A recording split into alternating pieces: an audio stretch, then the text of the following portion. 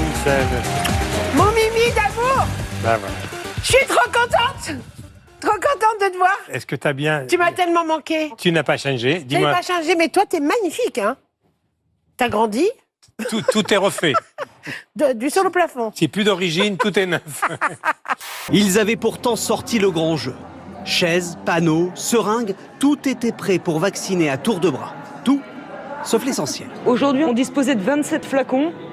Donc on fait 6 doses par flacon, donc vous faites le calcul, c'est tout simple. 162 personnes vaccinées en une journée, alors que ce gymnase de Château-Thierry pourrait accueillir 4 fois plus de candidats chaque jour.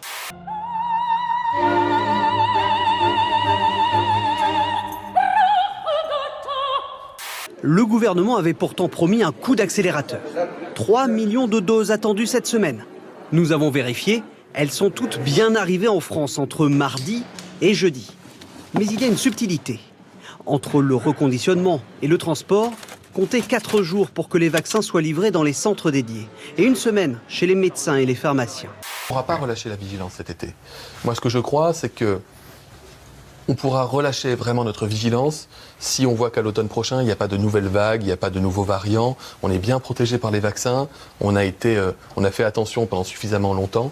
Et là, ça nous permettra de nous dire que c'est vraiment derrière nous. Une chasse aux œufs de Pâques sous-marine. Cela se passe en Floride, où ce lapin plongeur dissimule des œufs dans la réserve marine d'Isla Morada. Une opération caritative pour les enfants défavorisés de la région. Et tout cela avec des belles panoplies et de grandes oreilles.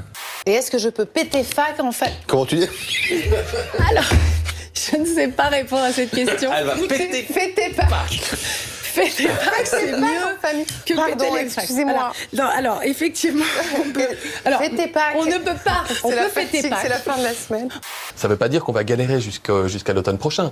Moi, je crois que le printemps va être bien meilleur, l'été va être bien meilleur, et qu'à l'automne prochain, on verra que le virus ne revient pas, qu'il est parti, et dans ce cas-là, on pourra se dire, on peut commencer à souffler. On enlèvera nos masques quand on sera sûr qu'on n'est plus en danger. Est-ce que vous allez respecter les consignes? Quand même, ça, c'est une bonne question. Oui. Eh bien oui. Vous voyez, 5% seulement ne les respectent pas. Ça aussi, c'est Ce qu'ils disent. quelque chose auquel les médias devraient réfléchir. Parce que 10 personnes se réunissent quelque part, il y a une caméra pour les filmer. Oui. Et la leçon qu'on en tire, c'est que les Français ne respectent pas les règles. Ça n'est pas tout à fait vrai. Pour accéder à ce restaurant huppé, il faut entrer dans cet immeuble situé dans les beaux quartiers parisiens. L'adresse n'est connue que de quelques privilégiés. Ces deux clients restent évasifs quand on leur demande notre chemin. Il semblerait. Car déjeuner ici est illégal. Bars et restaurants ont rouvert en octobre dernier. Il faut dire que le pays ne vit que grâce au tourisme. Et pourtant, le taux de mortalité dû au Covid est le même qu'en France, 0,15%. Dans les restaurants, 1,50 m entre les tables et pas plus de 4 par table. Le soir, c'est les menus à partir de 160 €. Et qui vont jusqu'à 490 €. Une clientèle fortunée car le chef est peu connu du grand public mais proche des stars. Dans la salle pour plus d'intimité, les volets sont fermés. Le service est haut de gamme. Pourtant, le personnel ne respecte pas les gestes barrières. On n'a pas de masque. Le patron est à fond, même s'il a 2 fois moins de clients qu'en temps normal. Mais dans le fond, les gens ils dépensent beaucoup plus. Ah oui, ils dépensent plus? Beaucoup plus. Ils ont envie de manger, quoi. Voilà, manger et dépenser de l'argent. J'ai dîné cette semaine dans 2 ou 3 restaurants qui sont justement d'ailleurs des restaurants soi-disant clandestins, avec un certain nombre de ministres. Alors ça me fait doucement rigoler. Quand on est encore en démocratie, on fait ce qu'on veut. Une démocratie dans laquelle plus de 5200 personnes sont ce soir en réanimation. Cet hiver, nous n'avons pas eu de grippe. Donc les 10 000 morts annuels de la grippe, nous ne les avons pas eus. Cet hiver, nous n'avons pas eu ou quasiment pas de bronchiolite. Tous ceux qui ont eu des enfants savent ce que c'est qu'une bronchiolite et l'horreur que c'est pour le gamin et le trauma que c'est pour les parents. Nous n'avons pas eu. Parce que nous avons mis les masques, nous nous sommes lavés les mains et on a été extrêmement prudents et on n'a pas fait des bisous aux enfants. Virginie Leguin, en tout cas, je ne sais pas si vous avez encore des enfants en bas âge Non, sur le télétravail. Mais... Je fais une petite annonce publique, non, j'ai pas d'enfants en bas âge. Mais j'aurais dû m'en douter. Bah ça c'est encore pire. Enfin bon, c'est pas grave. Est-il possible de louer Donald Trump pour animer son propre mariage? Et contre toute attente, eh bien oui, c'est possible, puisque Donald Trump vient de lancer, figurez-vous, son propre site internet, 45office.com, 45 pour 45e président des États-Unis, un site tout en modestie. Dès la page d'accueil, le ton est donné. Le bureau de Donald Trump s'est engagé, regardez, à préserver le magnifique héritage de l'administration Trump.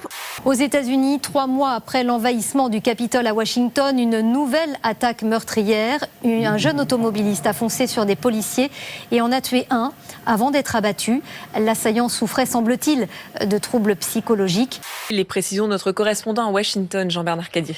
Non, Jean-Bernard Cadier viendra, il dort. Écoutez, là, il dort, donc il reviendra dans quelques heures peut-être nous raconter ce qui s'est passé hier aux abords du Capitole.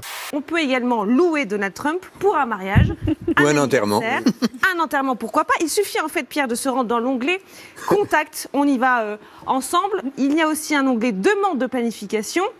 Et là, effectivement, on peut remplir un formulaire. On peut choisir donc d'inviter Donald Trump ou Melania, ou même les deux. Il suffit ensuite de rentrer son nom, puis le motif de l'invitation. Oui, il n'y a pas de tarif. Non, il n'y a pas de tarif. Et maintenant, un chiffre entre 1 et 6. 7. Non, entre 1 et 6, Karine.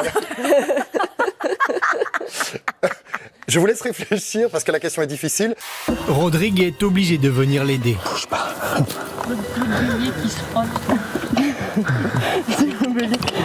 Mais un invité surprise se mêle à l'intervention.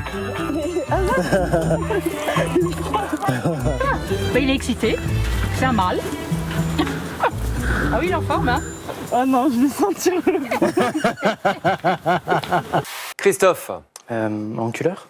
Oui, c'était le seul, ce qui va vous enculé. permet de marquer... Je sais pas si ça existait. Derrière l'acte, il y a des gens, hein, en général. Oui. Et là, ça va lui permettre de repasser devant, Christophe. Oui, c'est ça. Voilà. Et c'est pas une manière de dire on raconte pas l'histoire des années 70. Daniel n'aurait plus le temps là. Didier, je suis pas bavarde du tout, moi. Si, hyper bavarde. Parfois, il est urgent de ne rater aucune occasion de se taire. Oui.